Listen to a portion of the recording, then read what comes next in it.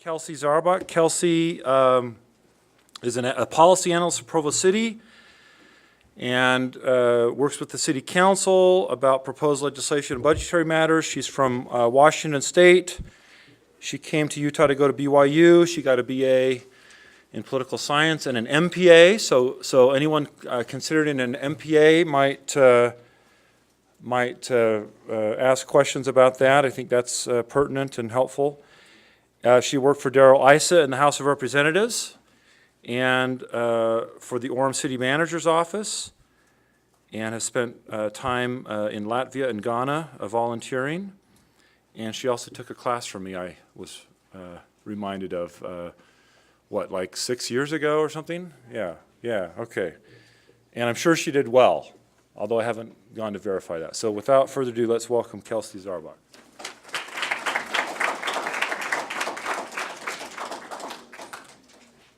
Don't forget to sign the roll.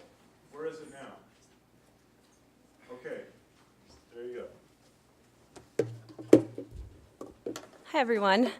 I just have to say it's a lot better giving a presentation at BYU when you're not getting graded on it, so especially when it's just talking about what you do. So hopefully it's useful.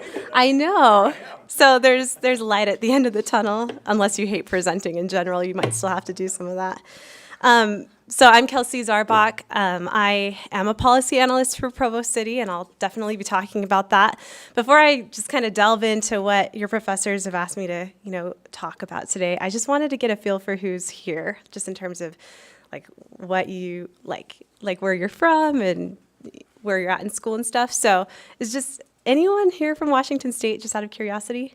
Oh my goodness. Okay, great. I'm from Puyallup, Washington, so that's the western side of the state, an hour south of Seattle. So that's where I grew up, went to high school, and was indoctrinated with liberal ideas and recycling. So I'm not that liberal, anyway, whatever. So let's see, I'm trying to think. Raise your hand if you already know what you want to do after you graduate from school. Like you're pretty set. That's amazing, because I was not there when I took this class several years ago. Raise your hand if you are just starting out at BYU, like your first year. Okay, wow, then you're way ahead of where I was at when I took this class. I was probably a junior frantically thinking, what am I going to do with a political science major? Sophomores, second year students, okay, juniors, and then seniors. Okay, so yeah, there's some of you here too. That makes me feel a lot better. Okay, great. Just a few other questions. Who's interested in federal government? Really interested in that side of things? Okay, so quite a few of you. You can raise your hand more than once for these. What about state government? Okay, local government. Okay, fewer, but that's okay. I wasn't interested in it either, so.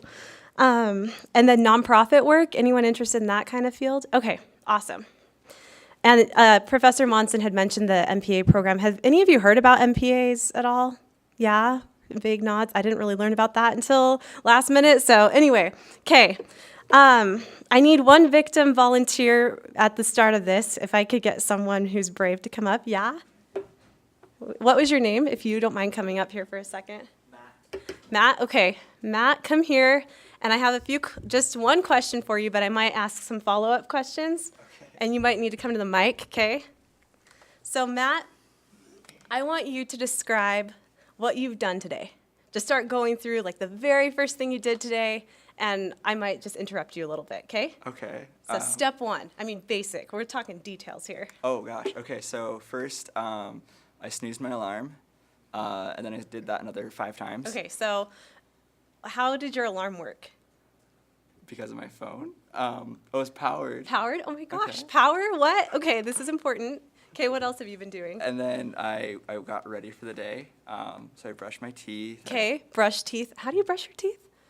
With water. Oh my gosh, with water. Okay, that's basically the point. I was thinking we could just have him go through the whole day and then my lecture thing would be over, but you can sit down, that's great. But basically the point is that everything we do can be touched by government, especially local government to some degree. So I'm not gonna try to indoctrinate you with local government. If you wanna do the federal route, go for it. I thought about it for a long time, almost did it myself, But local government, I really started to see the value in as I, noticed, wait a second, Provo Power is run by Provo City, And that's how my phone charges. That's how my lights turn on. It's like a part of my everyday life. It makes a big difference in what I do, right?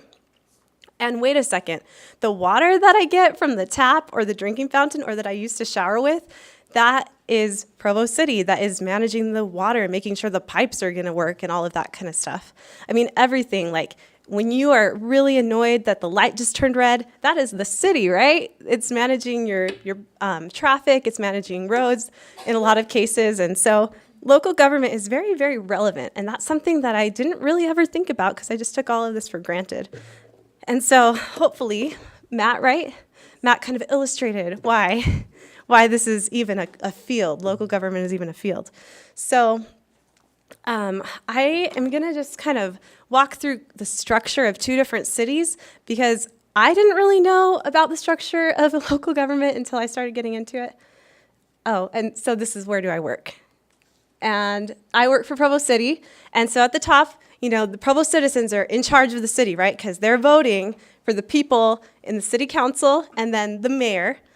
But Provo is interesting because I didn't know this, but there are different forms of government with local government. Provo City has a strong mayor and a city council form. Orem, which I'll get to in a second, has a different form of government. And so there are different opportunities depending on what the city setup is like. That's usually established through the city code, which is the law the city abides by. So anyway, so in Provo, you have the strong mayor, currently Mayor Curtis. You might have heard of him because he's pretty big in the news right now. He hires a chief administrative officer. And so that's someone who's not necessarily, he's not a politician at all. He's a trained professional who has, you know, gotten an MPA or has gone to business school or done something that has allowed him to gain the skills that allows him to help manage a lot of people. But he works very closely with the mayor, and he does what the mayor wants, but he's kind of the one who helps manage a lot of the city. So, and then the chief administrative officer and the mayor are over a bunch of department heads. And those department heads are the people who are over Provo Power or over your public works. And public works is your water and your sewer and your streets. Your department heads also include your administrative services. Administrative services consist of divisions like human resources or finance. Council office isn't under administrative services, but we're kind of, you know, we help more with that type of thing. And then the department heads oversee a staff of about 833 people. So that's a big staff. I mean, if you think about some of your large corporations out there, I mean, 833 is a fair size, you know, for your staff. And so that strong mayor column right there, that's your executive branch for Provo City. If you look at the left side, city council, you have 7 members of city council here in Provo. And then they hire an executive director who's kind of like that chief administrative officer, only he manages a very small staff, a staff of 4 people, which I'm a part of. So that's where I come from. I'm the city council side staff of 4, and my boss is the executive director. And so that's kind of the setup for Provo in terms of the structure. Does anyone have questions about that? There's a lot of detail I could have gone into, but I tried not to do a whole org chart. So. Okay, we'll just keep going. So Orem, on the other hand, I interned for Orem, so I also, the city means a lot to me. But Orem citizens are in charge of Orem, right? And they elect a mayor and city council just like Provo, except the mayor and city council in Orem aren't as separate. In Provo, they're very separate. But in Orem, the mayor basically sits with the council. He has some more elevated roles that he needs to fulfill, but he is actually a voting member of the council. And so, yeah. So that's kind of the difference. And so the mayor and city council together hire a city manager. And the city manager is kind of like that chief administrative officer over here in Provo. And the city manager is in charge of the department heads and then the staff.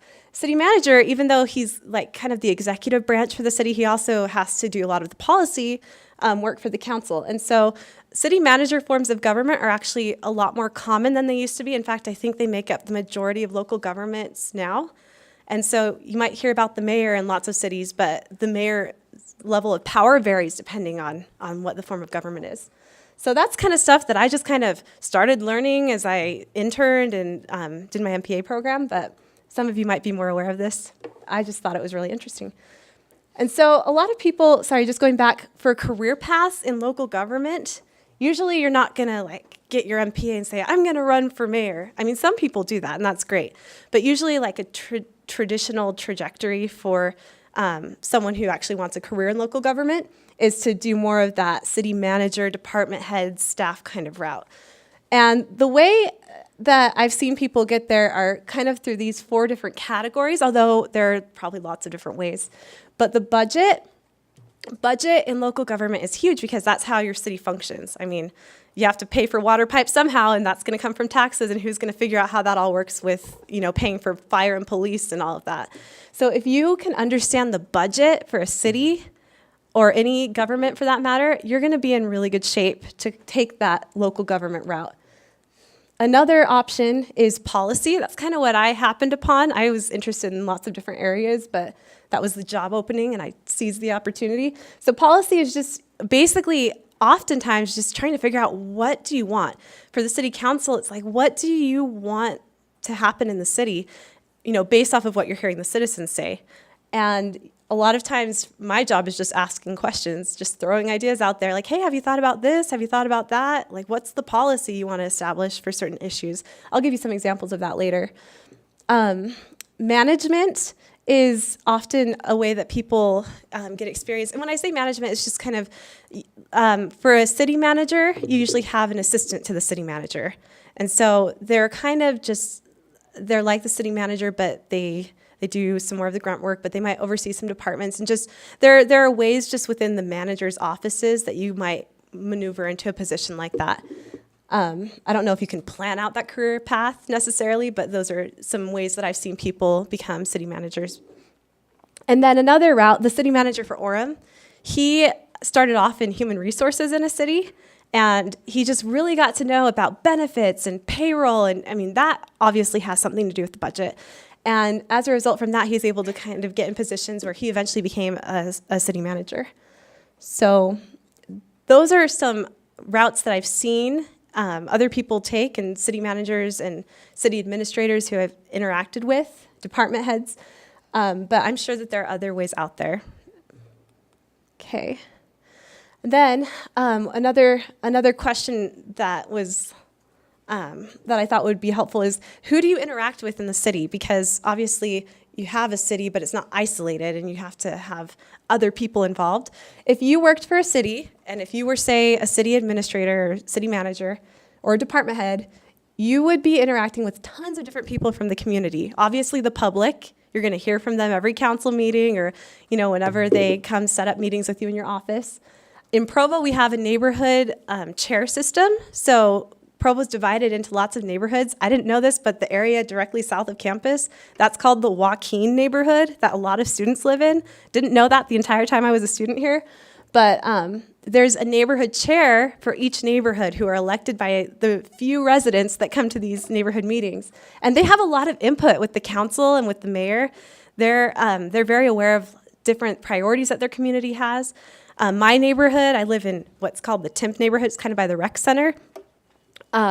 My neighborhood is really focused on walkability and trying to make it safer for people to get across streets. And so they've come and presented to the council and said, hey, is there a way that we can maybe get some money to do this in the future?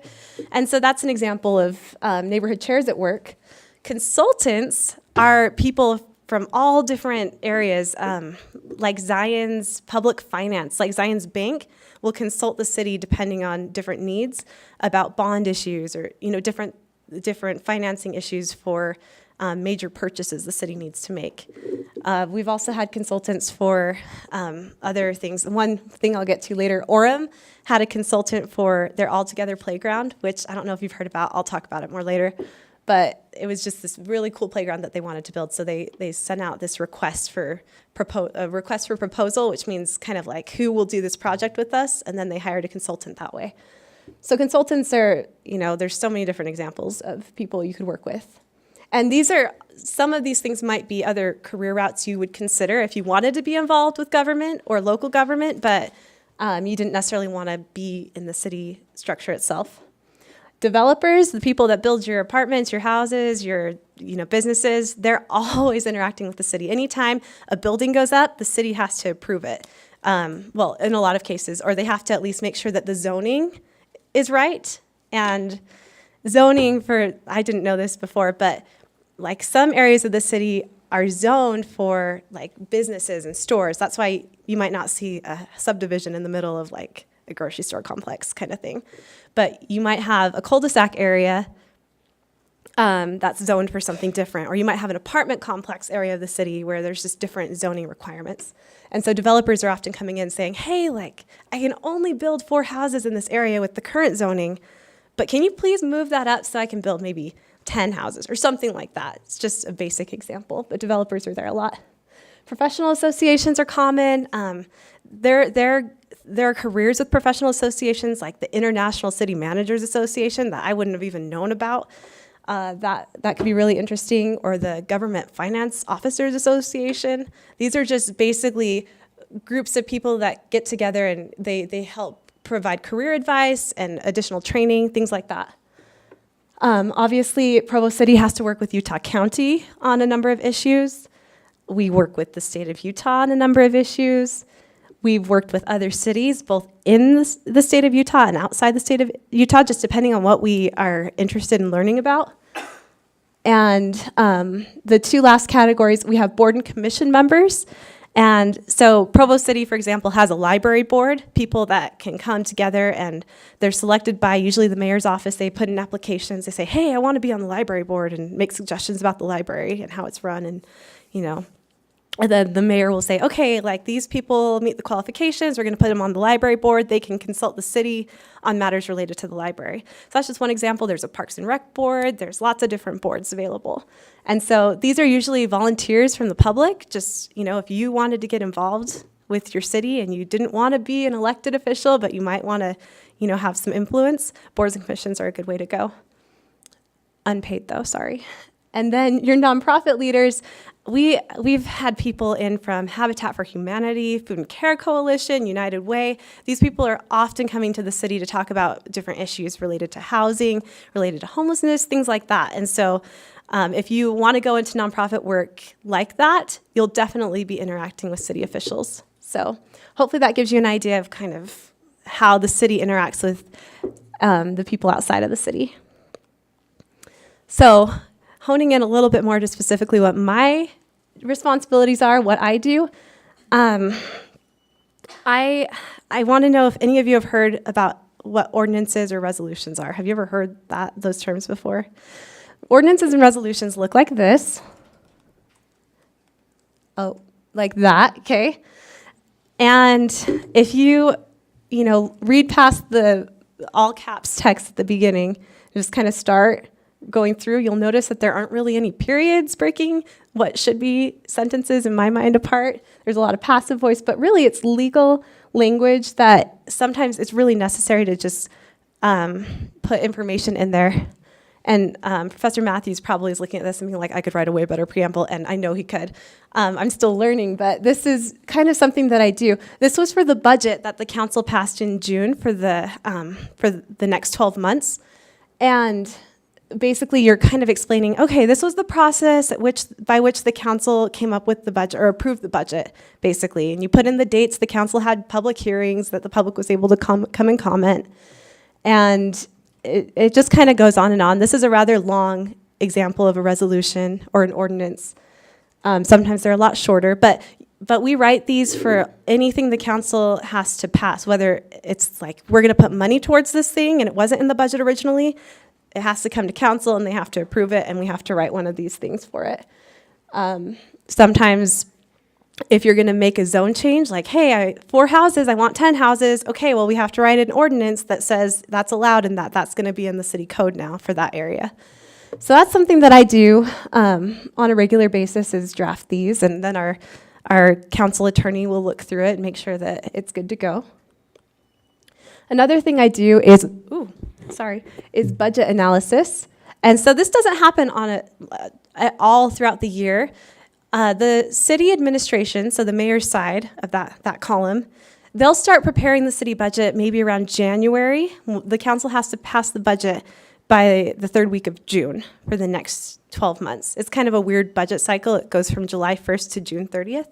So mayor's office starts preparing the budget in January, and then the council maybe starts to look at it in April or May, probably May and June timeframe. And so we get this like budget document, right, that's saying, oh, these are all the items that we're going to spend in all of the different departments.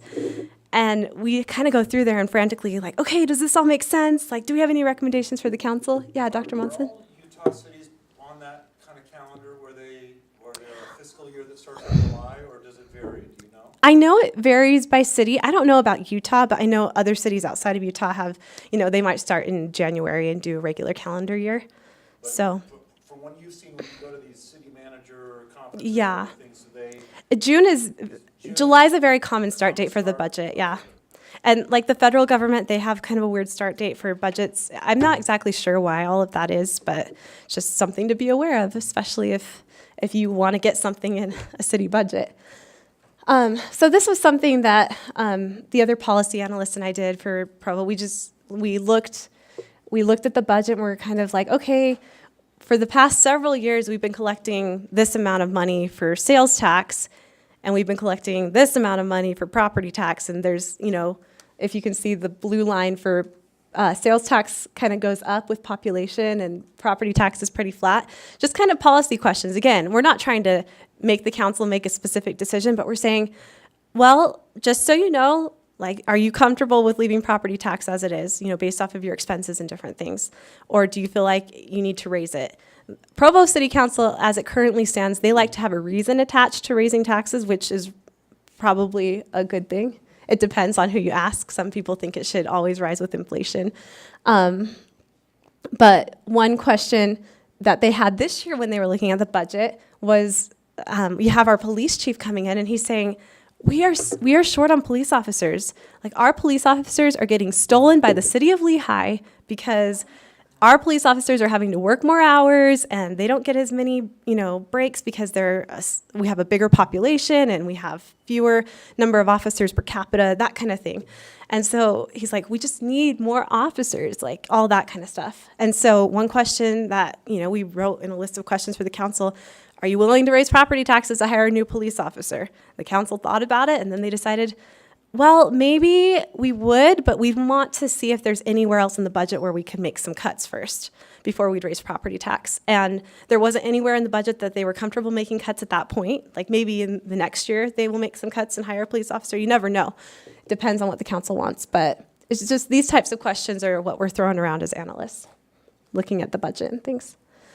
I also do research for council committees. Usually those consist of 3 council members and then, 3 council members and then sometimes members of the public who they have like expertise in a certain area. I did some analysis for the council budget committee, and they weren't necessarily analyzing the budget per se, but just kind of best practices for city budgeting in general. And one thing that Provo doesn't have that a lot of other municipalities are starting to implement is something called budgeting for outcomes or performance-based management of cities. It's kind of intuitive. It's like, okay, you're going to spend money to reach a goal, not necessarily, hey, like, we're going to give Public Works this chunk of change, have at it, like, good luck with the next budget season. It's more of like, what do we want to accomplish as a city, and where are we going to put our money in order to accomplish that? So this graph right here is something I found from Chattanooga, Tennessee. So this is what I'm talking about when I say we interact with different cities, maybe from out of state, because sometimes we have to go out of state to get some new ideas and some resources there. But Chattanooga is saying, okay, we're going to break down our budget by priorities, by areas, instead of by our departments, which is a very common practice. A lot of cities break their budgets down only by departments. And so they said, these are some very general priorities we have in our city.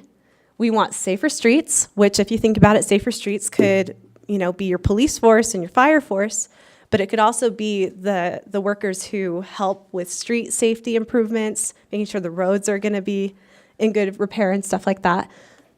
So they want safer streets. They want stronger neighborhoods. Stronger neighborhoods could be, making sure your parks are in good condition, making sure there's a lot of different things that could go into stronger neighborhoods.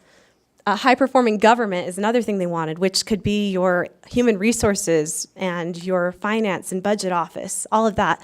Basically, you still have your departments, but the goal is to try to help everyone focus on what they're trying to accomplish. And then by the end, you can say, okay, this is how much the city spent on this specific priority. This is the result, and performance measures would help with that.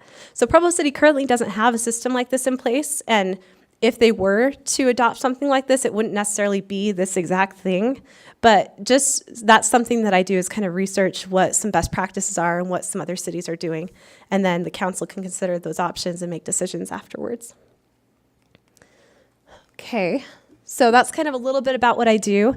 Career path, luckily for you guys, is pretty short because I haven't been working as a professional for very long, but I did think about, I was a student not long ago, and I definitely had questions. I definitely learned things that might be useful. Some of you might already know this stuff, but I'd say the first monumental part of my career path as a student was doing Washington Seminar. Has anyone done Washington Seminar in here? Professor Monson, yeah, and a few other people. Okay, you guys, wait, raise your hands if you did Washington Seminar, and everyone look around. Because if you haven't done Washington Seminar, and you've even had like an inkling of a thought to do it, talk to these people. And hopefully, I'll say enough good things about it that if they say bad things about it, you still want to go. But I did a congressional internship for Congressman Darrell Issa. He is a congressman from California. I'd never heard of him before, but the Washington Seminar database had a lot of information about internships, and some other BYU students had done internships for him before. Anyway, so they said that they would hire me for free. And so I went out to Washington, D.C., and had a really great experience there. It wasn't a very glorified internship. I think my favorite part was giving tours of the Capitol building to some of Congressman Issa's constituents. I mean, that was pretty awesome. But I did talk to a lot of angry people who wanted Congressman Issa, who was the chair of the Government Oversight and Government Reform Committee at the time. They're like, you need to investigate Obama and make sure he's a U.S. citizen. I mean, people called about that all day, every day, and I was just thinking, this is my internship. Anyway, but I think that I learned some things from that, though, because I realized there's probably a reason why sometimes people feel like politicians might be disconnected from the public, and sometimes if you're only hearing negative stuff like that, then, I mean, you start to almost want to shut some of it out. And so it was kind of motivation for me if I see good in government to actually like say that I'm seeing good, so that way it's like positive reinforcement almost. But that was a really good experience. I learned that the deputy chief of staff had an MPA, so that was kind of my, oh, what's an MPA moment?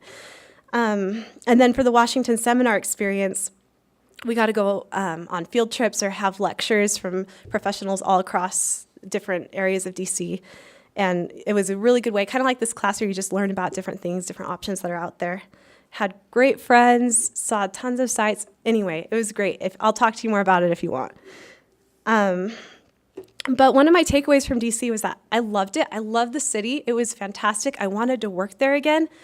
But I noticed that as like the legislative assistants, I would hear them kind of say, oh, like, we've done all this work on this bill, and it just got shut down again, Can you imagine being the person who's trying to do all the research for repealing the Affordable Care Act, and then you just like see it get shut down over and over again? I mean, anyway, so I just kind of noticed that there is sometimes that disheartened type of feel among some people. But with that said, the Potomac fever, as they call it, is definitely a real thing, and people just love that environment sometimes. The next thing that I did was the BYU MPA program. I did it here, and I loved it. It's housed in the Marriott School of Business, and that's kind of one of the BYU MPA program's selling points compared to other MPA programs. They say, we're in the business school, which means we get access to more business types of things, which you need for your finance and government, your accounting, that kind of perspective. And that was actually really a valuable thing for me because I felt like the political science program here had really prepared me in terms of research and writing. I felt very strong in those areas. I even took Poli-Sci 328. Anyone in that right now? My friends and I called it the class of death, but we kind of secretly loved it because we just invested our whole lives into it. I don't know. So that was a great class, but the MPA program offered some more of those hard skills, which I kind of wanted to hone a little bit more. And so I took government accounting, government finance, quantitative spreadsheet analysis, that type of thing. In addition, there were your ethics class, organizational behavior, human resources, negotiations, performance evaluation, statistics. These are all courses I took in those 2 years, and they were all really rewarding, really helped me feel like I had a very tangible skill set to take with me into the workforce. And so people in the MPA program usually chose a track, which could be federal government, state, local, federal government, state government, local government, nonprofit, or government finance. And I kind of just took, the smorgasbord of classes because I was scared of committing to anything. But it was really, really good. I enjoyed that program so much. And my peers and people who have gone through the MPA program work in all of those different areas.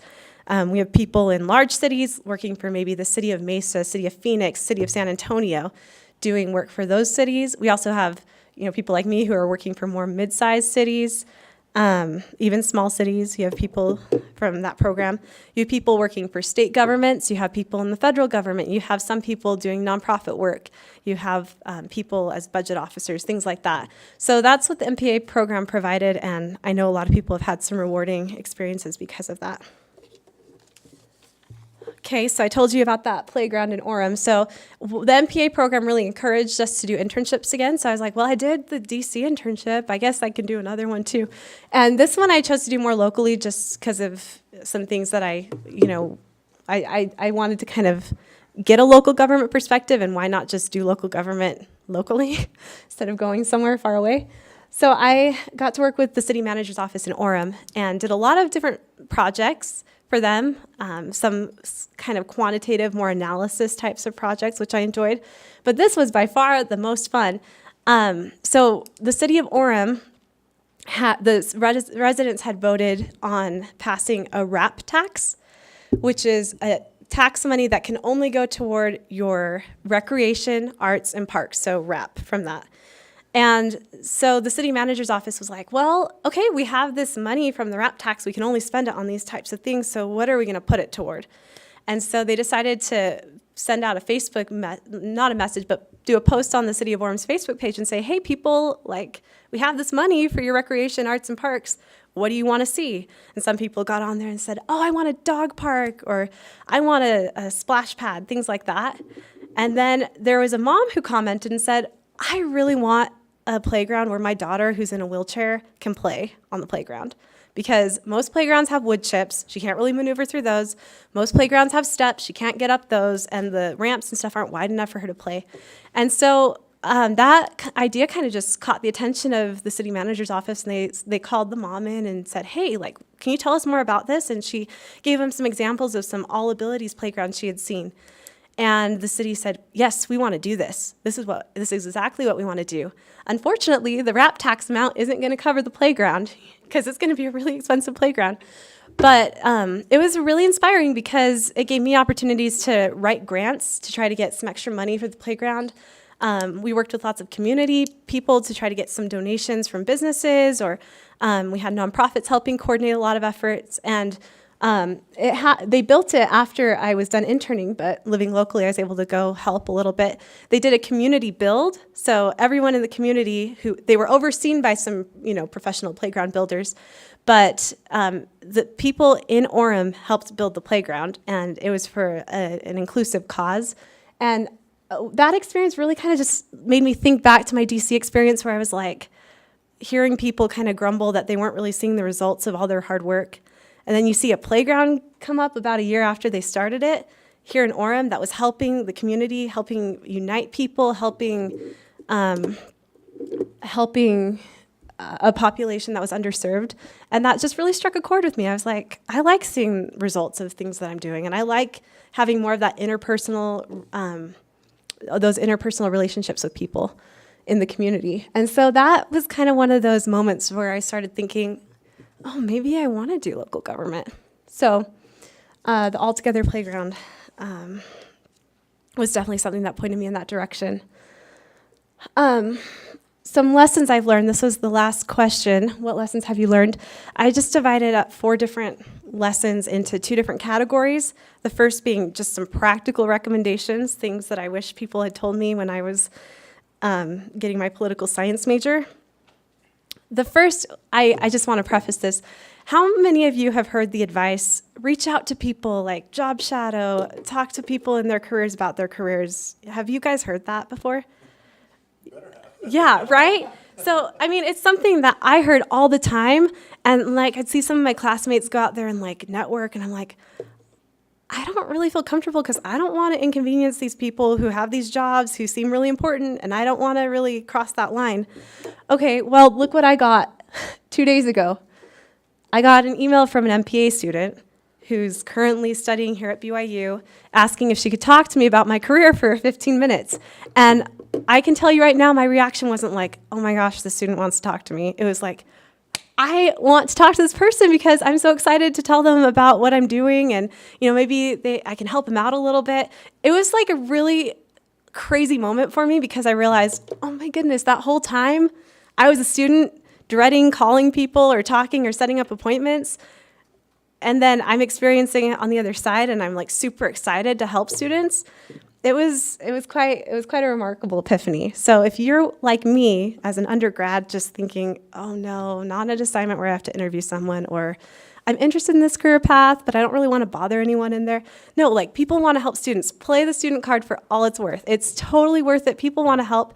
And if they don't want to help, then like the worst they can do is say no. It's not going to be the end of the world. Such timely advice, given that we just handed out letters about mentoring today. Oh.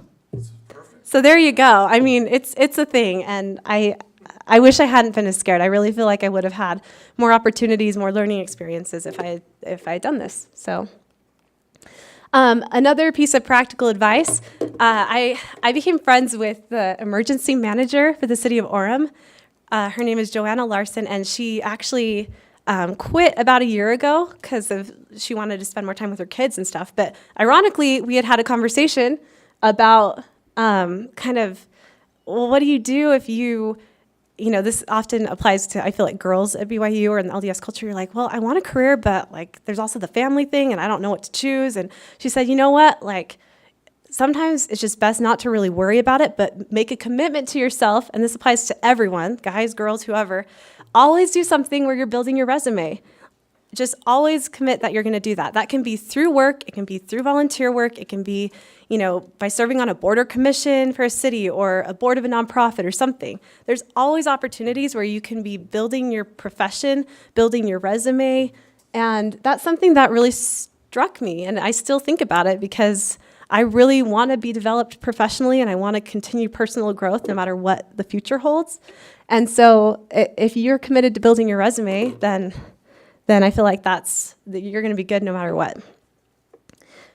So the other two pieces of advice are more just kind of like, not advice, but just some takeaways that I've had through this whole like education process, starting my first job process. Does this kind of like ring a bell with anyone where you're kind of thinking, what the heck am I supposed to do next? What are the next steps?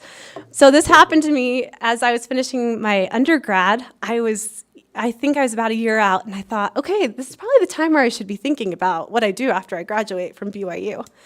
And I was going to be proactive, and I was. I met with a BYU advisor, and she gave me some good advice, some good options, and she brought up the MPA program, and I thought, oh, like, I remember that person from Washington Seminar, like the congressional internship. I remember she did an MPA program, and so I kind of got some more information about it, and I felt really good about the MPA program. I thought, I think this is something I want to do.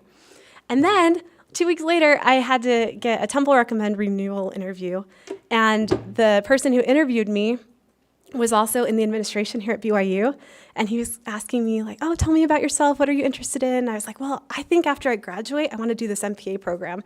He kind of just looked at me, and he's like, well, that's not like as prestigious as law school, so you should probably do law school. And I'm like, oh, okay, like maybe I should do law school. And I thought about law school. I mean, I think most political science majors at some point are like, should I do law school? I don't know.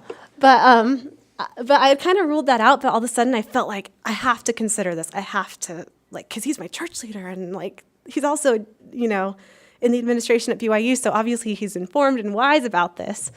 And so that entire semester, that fall semester, I was just feeling sick all the time. Like, what am I going to do? Because MPA deadlines were passing at other schools, and I was just thinking, I'm a mess. Like, I'm going to graduate. I'm not going to have a job. I'm not going to be in grad school. And I remember going home for Christmas, right? Christmas is starting to get like pretty much at the deadline of when you have to start making decisions sometimes. And I went to my brother's court of honor, I think, and randomly happened into the wife of someone I grew up with.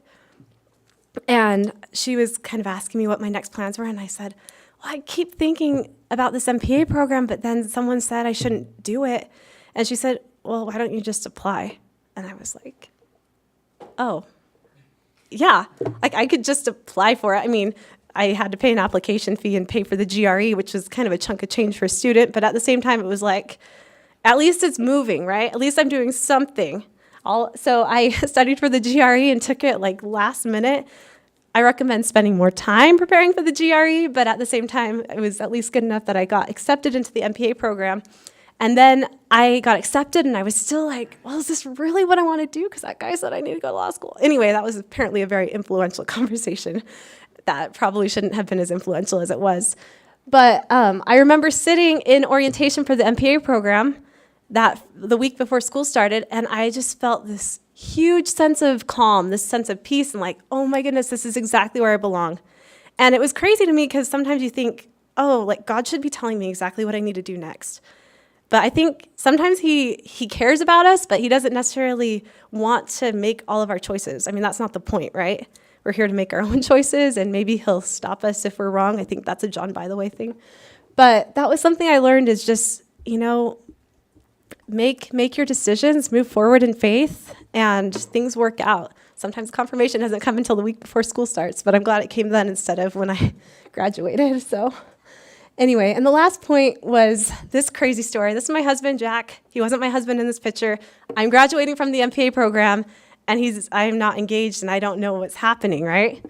And the crazy thing about this was I met my husband my last year of grad school, and my plans were to get out of Provo, probably work in DC or something like that. And we started dating my last semester of grad school.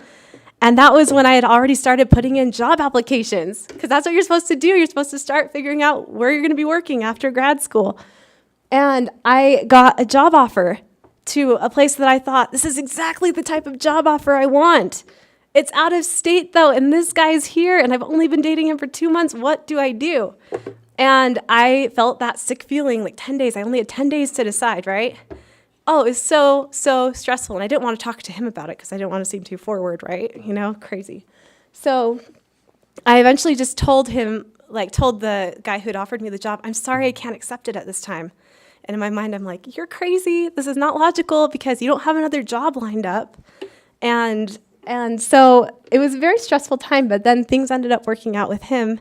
And then I got a job offer. I think it was the weekend after we got engaged, like months later. And so I just really know that sometimes it's really hard to decide what you're doing with your life, trying to balance those personal priorities versus, your ambitions for your career. But I know that, yes, you're going to be stressed, and that's okay. But ultimately, there's a big picture. You're going to be fine. And I really know that Heavenly Father is with us as we make our decisions, and that as long as you're trying to stay in tune to that and not necessarily get, distracted by all the other influences out there, that you're going to be okay, that you're going to make the right choices. And so I'm very grateful that I was able to come, and it was a good chance for me to kind of reflect on my experience and some of the key takeaways I had. If you have any questions, hopefully I didn't talk too long, but we have some time, I think, for questions still. Yes, and I guess they want you to use the mic. I think they're setting it up.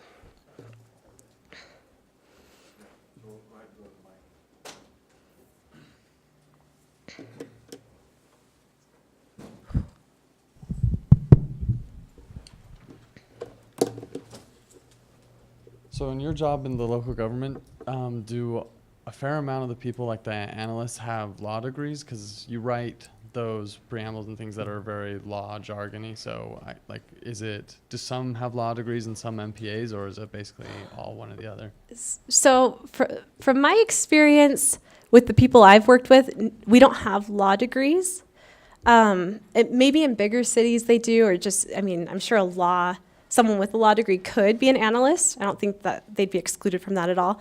Usually we're kind of just given, and it might work in other cities differently. Like other cities might not have their policy analysts write up the preambles for ordinances and resolutions. Provo, that's how it works, but we're always sending them back to the attorney just to make sure that the legal language is okay, that we're not gonna commit the city to something illegal or something like that. So anyway, but I'm sure if you're interested in law, the MPA program here also partners with the BYU Law School, and you can get a joint degree in a shorter amount of time than it would take you to do both separately. And so that's a very common thing that some people do. So did that answer your question? Yeah. Okay, thank you.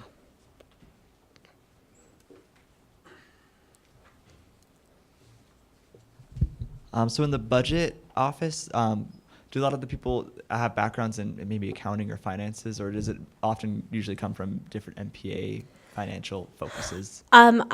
I think that they love people with finance and accounting backgrounds.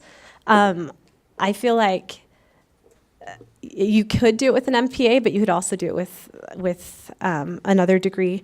You would just need to kind of learn, like government accounting and business accounting is a little bit different, but a lot of the general principles are very similar. So, Thanks. yeah.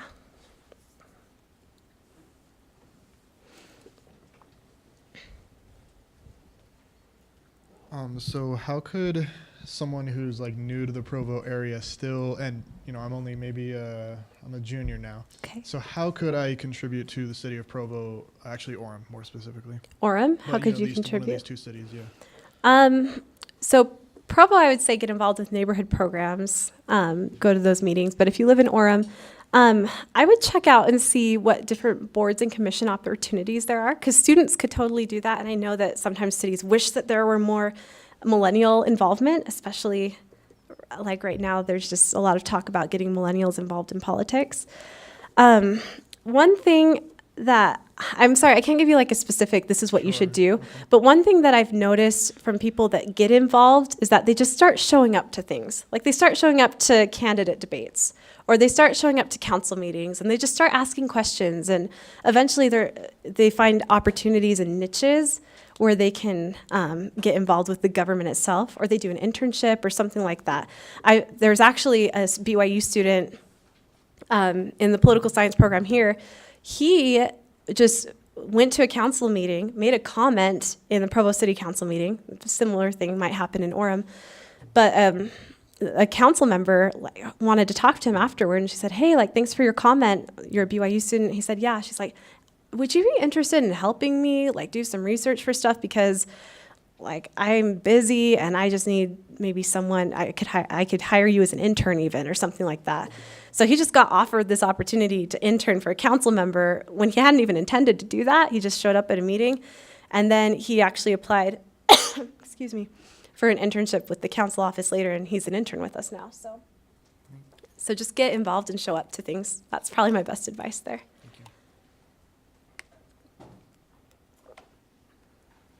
Any other questions? Good. Oh, did we have one more? Yeah, okay. So this last one, and then I'm sure she can stay around for a few minutes and talk individually if you have other questions. Hey, so I guess my question's kind of weird, but I see this interesting situation being involved with students politically in Provo, where it's kind of like, in reality, we're kind of half citizens, right? Because we're here and we're definitely affected by what goes on in Provo and Orem. And then there's a continuous student body that has pretty continuous interests that exists here, but at the same time, we come and then we go, and in a large part, the effects of us participating, we don't really feel those effects. We end up leaving. So what do you think is the best, at what level, I guess I'm asking, should students be involved? Should we register to vote here? Should we stay registered to vote where we come from, even though we probably will never move back there? What would be your counsel for that? So just from my own experience, I stayed registered to vote in Washington because I thought my vote would have more influence there than in Utah. But I wish I had registered to vote here, because I wasn't really aware of city issues, but especially not being a student here in Provo, I realized that Provo is definitely a city with people who have lived here their entire lives, who go to high school here, go to different schools. I mean, it's a community like where you grew up. And there are definite relevant needs and interests. I think voting for council members would be very valuable for BYU students. And a lot of people don't even pay attention to council elections anyway. So imagine if students started paying attention to council elections. I mean, you could have a huge impact. Other ideas, though, I feel like there's a lot of need for community service types of things. And this was something I didn't experience as a political science major or something, but in a ward at BYU, our ward partnered with a Spanish-speaking ward in South Provo that a lot of the kids needed some tutoring with English or different school subjects just because their parents maybe didn't speak English. And that was amazing because it was like BYU students who are totally capable of helping, people that might need some of that tutoring. We could do that for them, and it really helped us feel connected to the community. So finding opportunities like that where you can volunteer a little bit more, I think would also be very beneficial. So anyway, just a thought. So Oh, cool, thank anyway, you. Thank you. Hey, thank you, Kelsey. Thank you.